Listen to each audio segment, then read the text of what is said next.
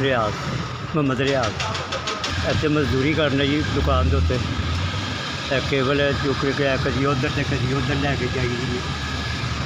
तो मजदूरी मेरे मशक्कत करी दी बच्चों की रोटी कमाई दी बस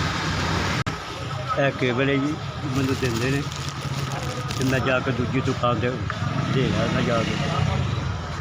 मेरी तनख्वाह 3000 रुपया है 3000 रुपया हफ्ता है। बच्चे 3 ने छोटे छोटे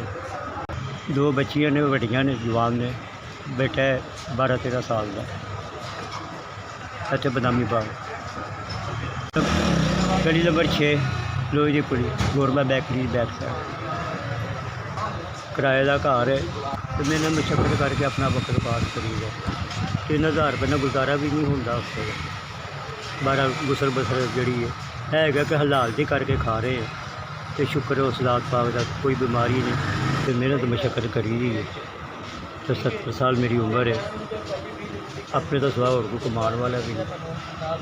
हथा का हाल भी देख लो वो सारा देख लो की पोजीशन वो सारा ज़ाहिर ही नज़र आ जाता बंदा साली रोटी कमाई दी दड़ी नहीं किसी अगे की भीख नहीं कभी मंगी अपने खून पसीने की कमाई करके अपने बुढ़े हट कर मेहनत करी तो कमा के बच्चों में हक लाली रोटी खवाई इन्ना कसी गल है और अगर मालिक बेहतर करे 0303 41 95 428।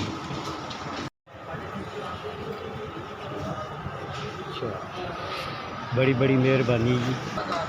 जिन्हें भी भेजे मेरे लिए अल्लाह ताला उन्हें ज़िंदगी देवे और तंदुरुस्ती देवे उम्र दराज देवे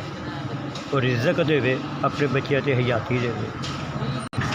मेरे गरीब से भला किया अल्लाह उन्हें बहुता देवे और उन्हें ज़िंदगी देवे और इज्जत अता देवे।